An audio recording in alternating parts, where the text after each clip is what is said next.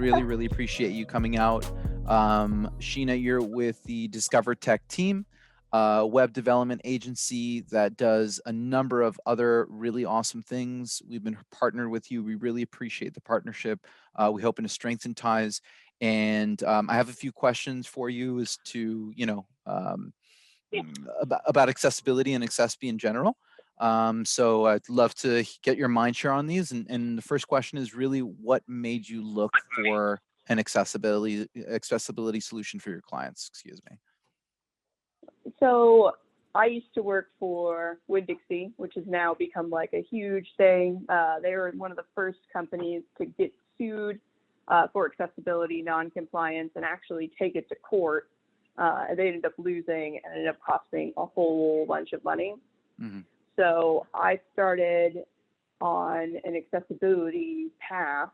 I did the 508 certification. I'm working on one from the IAAP.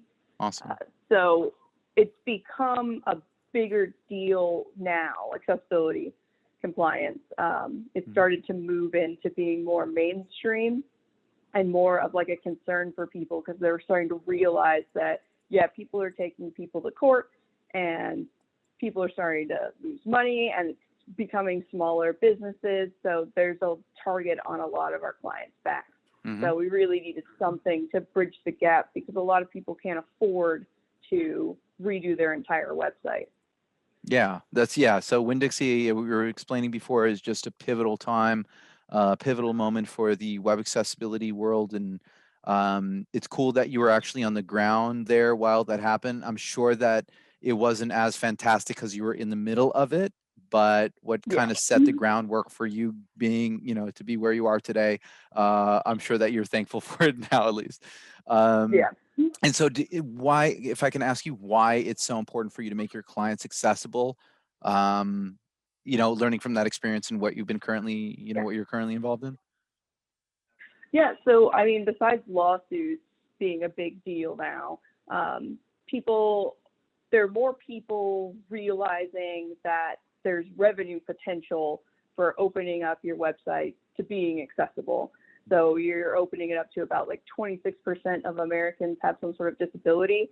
So by opening up your website with an accessible solution, you can get more revenue, like you can generate more income for your business. Mm-hmm. So yeah. And do you think that, when you explain to them the kind of inclusive aspect of, web accessibility, are people kind of in shock when that happens because they don't come from our world? Obviously, we're on the front lines. We hear about this stuff every day. You have firsthand. So I'm wondering how they respond to that when they realize the sheer amount of people that are out there that are still severed from equal access, right? Yeah. Yeah. So I don't think that a lot of people realize the scope of disability, especially here in America. I know you guys in Israel, so I don't know what it's like over there.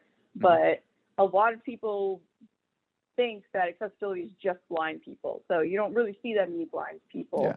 So you don't think about anybody else. But then you also have people who have low motor skills. So if your website isn't keyboard accessible, then they can't use it. Like color blindness is another big one because I think there's 1 in 5 or 6 males has color blindness of some capacity. So I think a lot of people just don't think about other disabilities. They only think about blind people. So explain to them that there's a whole market of people that can't use your website because not just they can't see and it won't get read by a screen reader. Exactly. It's also like other disabilities that people don't think about. Yeah, no, that's a really good point. There are like 50 plus disabilities out there, at least 50 disabilities that are registered as disabilities that hinder somebody's ability to access the web appropriately. That's also staggering and very surprising because a lot of people just don't know that. But it's good that we're here. And I'll also ask you, I'm sure that you also did a lot of research coming from that world, also from the Winn-Dixie side of things. How did you vet and how did you ultimately choose, or why did you ultimately choose to partner with accessiBe, if I can ask? Yeah, so I did a bunch of research. I looked at a bunch of different tools, not just like plugins, but also like remediation services and companies that do that sort of stuff. One of the things that attracted me to accessiBe was the features. So if you compare it to UserWay has a lot fewer capabilities. It doesn't cover as much stuff as what the accessiBe tool does. And then the cost was the other thing. So it's pretty cheap for the year. It's like $498, depending on your website size. But that was one of the other big things. It's like, well, it has all these capabilities that a lot of the other third-party plugins don't have. It's easy to install, and it's cheap. So it was something that made it easier for us to sell clients on a platform for accessibility. Because it's like, oh, why not spend $400 and be protected from a lawsuit?